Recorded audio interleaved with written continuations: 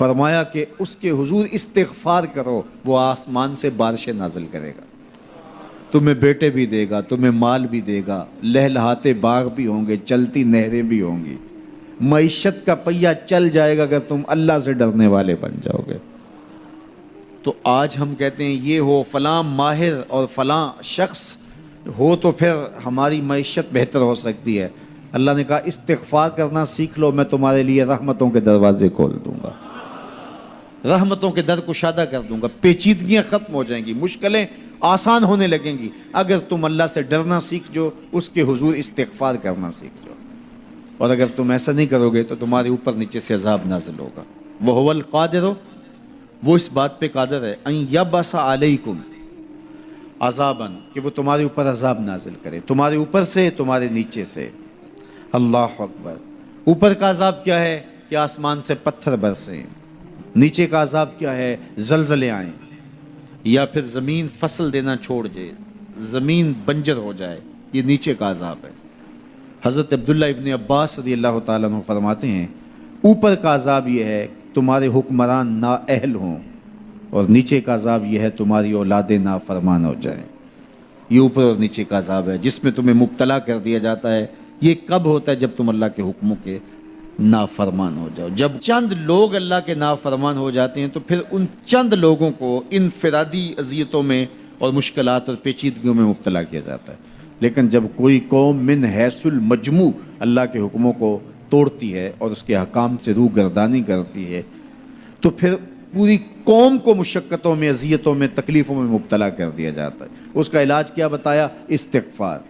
حضرت نوح علیہ السلام نے جو اپنی قوم سے کہا تمہیں مال بھی ملے گا، تمہیں دولت بھی ملے گی، تمہیں بیٹے بھی ملیں گے، سرسبز جو ہے وہ باغات بھی نصیب ہوں گے، ان کی شاخیں پھلوں سے لدی ہوئی ہوں گی، چلتی ہوئی نہریں اور برستی ہوئی بارش، ساون کے نچڑتے ہوئے بادل، اور ماحول کی خنکیاں اور خوبصورتیاں اور جمال اور لہلہاتے ہوئے سبزے، اور تمہارے اوپر ہر طرح کی عنایات برسیں گی اگر تم اللہ سے ڈرنا سیکھ جاؤ گے اور اللہ کے حضور استغفار کرنا سیکھ جاؤ گے، تمہیں خوشحال اور خوبصورت زندگی عطا کر دی جائے گی۔ اللہ اکبر۔ لیکن اگر تم ایسا نہیں کرو گے تو تمہاری معیشت تنگ کر دی جائے گی۔ استغفار کریں، تقوی کے خوگر ہو جائیں، شکر کرنے کی عادت ڈالیں۔ جو شکر کرتے ہیں اللہ تعالیٰ ان کو اور زیادہ عطا فرماتا ہے، دنیا میں بھی اور آخرت میں بھی۔ اس طرح دوسروں کی پریشانیاں دور کریں، اللہ آپ کی پریشانیاں دور کرے گا۔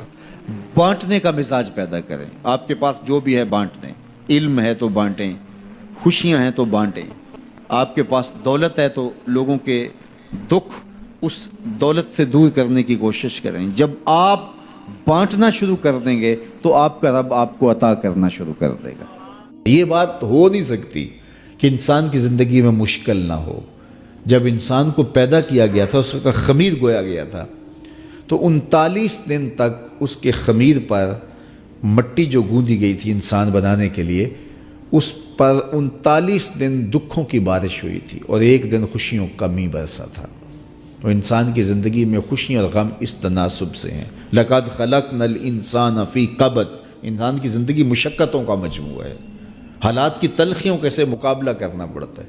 لیکن حالات مشکل ہو جائیں تو ان سے نکلنے کا راستہ کیا ہے؟ تو سنیے قرآن کیا کہتا ہے، وَمَن يَتَّقِ اللَّهَ يَجْعَلْ لَهُ مَخْرَجًا وَيَرْزُقْهُ مِنْ حَيْثُ لَا يَحْتَسِبُ۔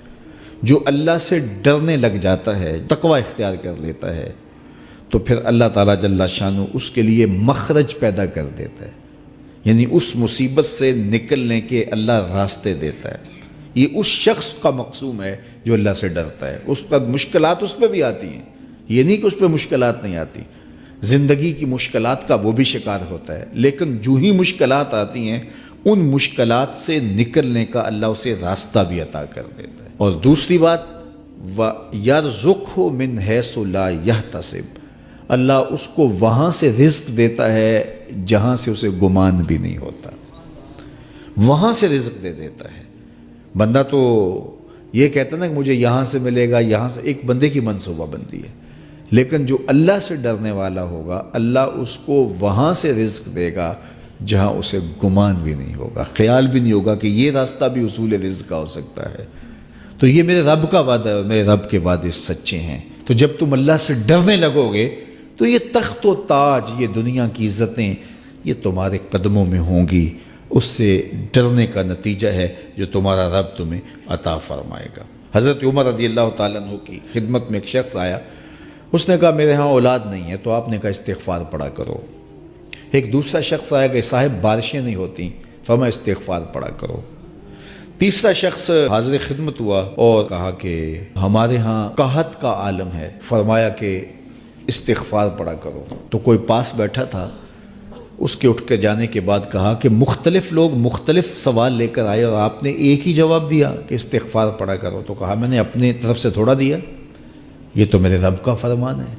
کہا وہ کیسے؟ کہا سورہ نوح پڑھو، فَقُلْتُ اسْتَغْفِرُوا رَبَّكُمْ۔